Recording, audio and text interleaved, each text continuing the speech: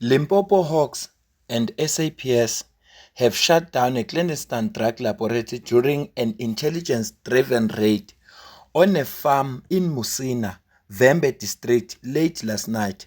5 foreign nationals aged between 20 and 47 were arrested during the operation. The suspect comprises of 2 Mexican nationals, 2 Zimbabwean nationals, and 1 Malawian national. Drugs laboratory equipment and cash were seized, with the item having estimated street value of 600 million rand.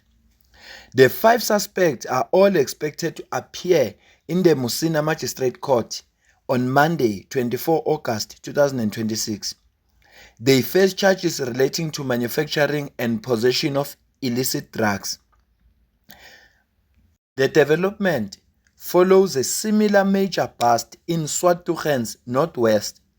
In May, 11 suspects, including Mexican nationals, were arrested there after an intelligence-driven operation uncovered a multi-million rand drugs laboratory.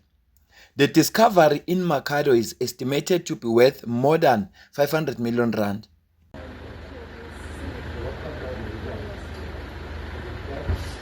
The Provincial Commissioner, Lieutenant General John Skeppers, accompanied by Provincial Head DPCI, Major General Groups Govender, joined by the District Commissioner Vembe, just to have a first bite as to what is happening. This is huge achievement indeed.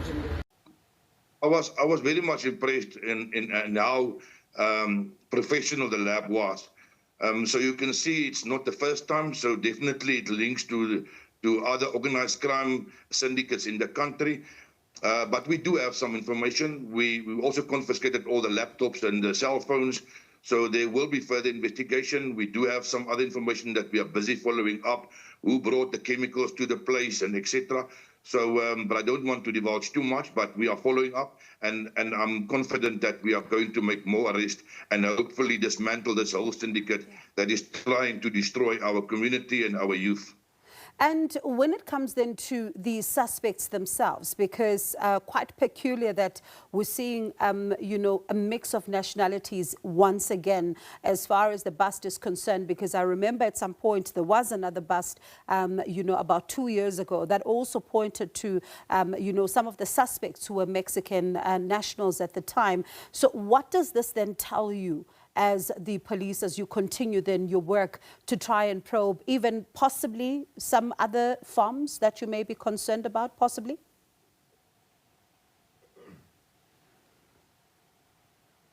No, definitely. We've already given the instruction that we must go to all these farms, especially when you look at this farm, it was rented from the owner. So you'll find that the owners is farm, but they are not here in the province. They are somewhere else in the country, and then they're renting it out to people that they might not even know what's happening on the farm. So we gave instruction to all our members to say, go and look at these farms, see what's happening on these farms. We are also concerned about the movement of Mexicans in our province, but we do have information through crime intelligence, through the DPCI, through our community, and we will follow up on all of these to see if we cannot.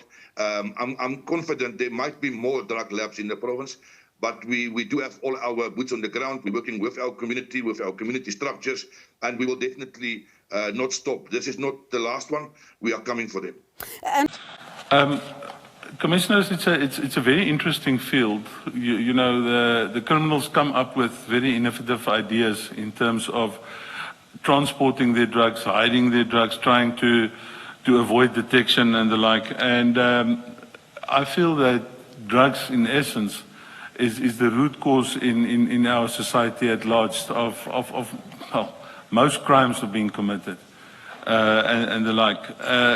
Somehow, a lot of crimes being committed in our country is related to narcotics in some way, form or fashion.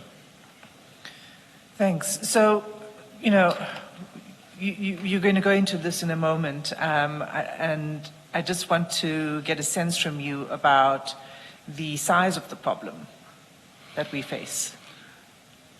The size of the problem that we face is in my opinion, it's like any commodity. It's all about supply and demand. So if you have a situation where supply is less, if I can refer to the Boysens case, for example, we took over 700 kilograms off the street, and still that did not influence the street price that much. So that just goes to show how big the problem is and on what amounts these drugs comes into our country, or even for that matter is manufactured in our country through the illicit drug labs. I want to take you a step back. I just want to understand how you make the connection between the availability and use of narcotics and that being the root cause of most crimes. Can you?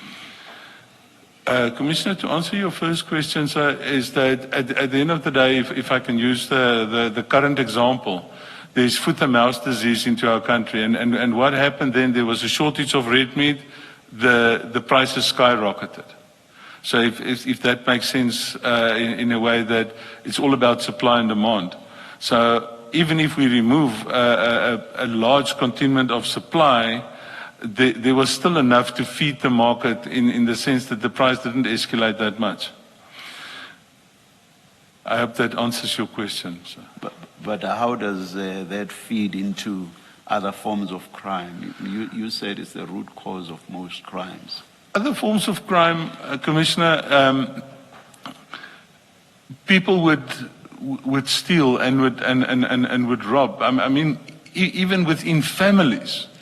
I sometimes also deal with the social crime prevention individuals at station level, where families are being torn apart because family members that are drug users would steal from their own family to feed their habit.